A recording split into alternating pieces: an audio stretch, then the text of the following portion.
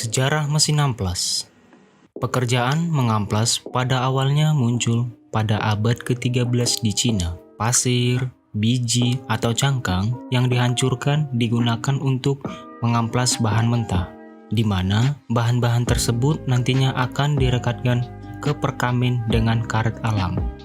Dengan seiring berjalannya waktu, bahan-bahan tersebut pun kemudian beralih menjadi kertas pasir. Tetapi uniknya, kulit hiu juga merupakan bahan yang umum digunakan sebagai amplas pada masa itu. Mesin pengamplasan pertama sebenarnya sepenuhnya dioperasikan oleh manusia, di mana pedal digunakan untuk memutar bor, sehingga proses pengamplasan dilakukan dengan bantuan bor listrik sebagai tenaga motor listriknya. Namun, pada masa pasca perang atau sekitar awal abad ke-19, mesin amplas mulai dikembangkan dengan serius, dikarenakan pabrik-pabrik besar mulai muncul dan produk massal mulai bangkit pada masa tersebut. Nah, saat ini pengamplasan sudah banyak dilakukan dalam suatu pekerjaan, tetapi masih banyak pengamplasan dilakukan dengan menggunakan tenaga atau kekuatan otot dari manusia. Oleh karena itu, di video ini kami membuat mesin pengamplasan portable yang menerapkan sumber tenaga baterai.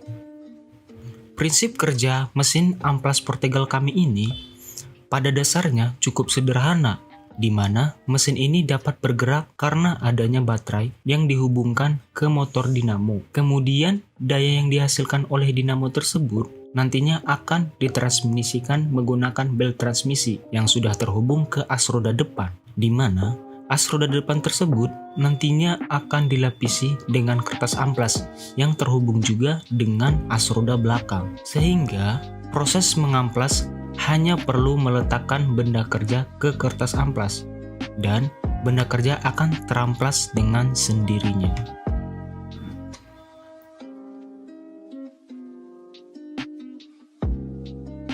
Alat dan bahan yang digunakan dalam proses pengerjaan mesin amplas kami ini yaitu ada platseng, papancor, skrup diameter 4 dan 5 mm, klem U-bolt, ada bearing duduk, silinder aluminium, engsel, dinamo, rubber belt, pulley, mesin bubut, mesin drilling, gerinda, gergaji, obeng, mesin bor, palu, pilok, gunting, penggaris, spidol, dan yang terakhir adalah ragu.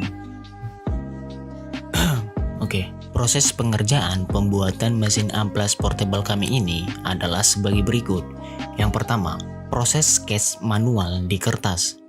Yang kedua, kemudian diaplikasikan sesuai dimensi masing-masing komponen ke software SolidWorks untuk dibuat komponen 3 dimensinya. Yang ketiga, selanjutnya masing-masing komponen di drawing menggunakan software SolidWorks yang lengkap dengan dimensi untuk mempermudah pengerjaan membuat masing-masing komponen mesin amplas portable. Yang keempat, proses mengukur dan memotong papancor sesuai dimensi yang dibuat. Yang kelima, mengamplas permukaan papancor yang telah dipotong agar permukaannya lebih rapi. Yang keenam, mengukur dan memotong platseng sesuai ukuran papancor yang telah dipotong untuk dilapisi. Yang ketujuh, setelah semua komponen papancor sudah dilapisi dengan platseng, kemudian menghubungkan semua komponen dengan mur menggunakan palu dan obeng. Yang kedelapan, mengurangi ukuran diameter as roda depan dan belakang menggunakan mesin bubut.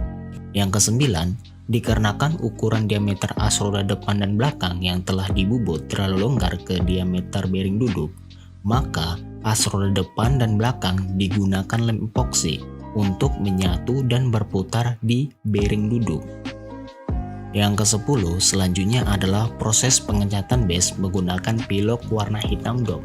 Yang ke-11 adalah proses pemasangan komponen bearing duduk yang telah menyatu dan berputar dengan as roda depan dan belakang dipasang pada komponen base. Ke-12, proses merakit kelistrikan pengecasan dan tombol on-off menggunakan solder dan kabel-kabel dirangkai sehingga kelistrikannya berfungsi. Yang ke-13, proses pemasangan komponen dinamo pada komponen base.